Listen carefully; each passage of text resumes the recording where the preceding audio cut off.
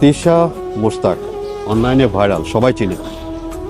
যখন তাদের বিয়ে হচ্ছিল, মুস্তাকের বয়স 60 আর তিশার বয়স 18। বিয়ের আগে তিশা মুস্তাককে 2টা শর্ত দিয়েছিল। বলল, তুমি কখনো তোমার বয়সী কিংবা তোমার চেয়ে বড় বয়সী লোকদের সাথে বন্ধুত্ব করতে পারবে না। সবসময় ইয়ং ছেলেপুলেদের সাথে তোমার থাকতে হবে, বন্ধুত্ব করতে হবে, তাদের সাথে চলাফেরা করতে হবে। আর দ্বিতীয়ত, তুমি কখনো ঘরের দরজা দিয়ে ঢুকতে পারবে না, জানালার টপকে ঘরে ঢুকতে হবে। এই 2টা শর্ত যদি তুমি মানো, তাহলে আমি তোমাকে বিয়ে করতে পারি। মুস্তাক রাজি হয়ে গেল, বিয়েও হয়ে গেল, তাদের সুখের সংসার চলছিল। এমন সময় মোস্তাকের ফোনে একটা কল এলো তার পুরনো বন্ধুদের। বলল তারা একটা গেট টুগেদার করছে, সে যেন থাকে। সে খুশি হয়ে সেখানে গেল বন্ধুদের সাথে দেখা করতে।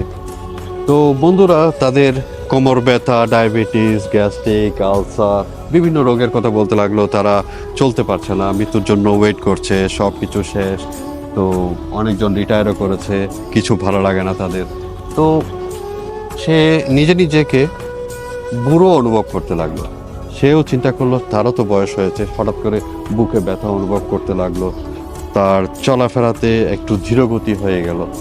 সে যখন ঘরের দিকে আসলো, সে দেওয়াল টপকে, জানালার টপকে ঘরে ঢুকতে পারছিল না, তার সেই সাহস হচ্ছিল না। সে দরজা নক করলো, তিশা রেগে গেল। বলল, তোমাকে আমি বলেছিলাম, তোমাকে আগে শর্ত দিয়েছিলাম, তো তাদের সাথে মিশতে পারবে না, তোমার বন্ধু কিংবা তোমার চেয়ে বয়সের বড় কারোর সাথে। তুমি নিশ্চিত তাদের সাথে মিশে এসেছ। এটা আসলে মুস্তাক তিশার গল্প ছিল না, আমি এটাই বোঝাতে চাচ্ছিলাম, এইজ জাস্ট এ নাম্বার। দেখুন, আপনারা সিরিয়ালি জন্ম নেবেন, কিন্তু কে কখন কিভাবে এই দুনিয়া ছেড়ে যাবে তার কোনো সিরিয়াল মেনটেন হবে না।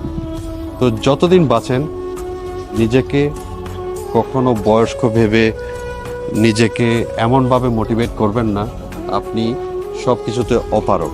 আপনি সব কিছুই করতে পারেন, আপনি সব কিছু নিজেকে গড়ে নিতে পারেন মৃত্যুর আগ পর্যন্ত।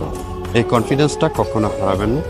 আর ওই যে স্কুলের টিচারদেরকে দেখুন, তারা সবসময় ইয়ং ছেলেপুলেদের সাথে থাকে, সেই জন্য তারা সবসময় ফুরফুরে মেজাজের থাকে, ইয়ং টাইপের থাকে।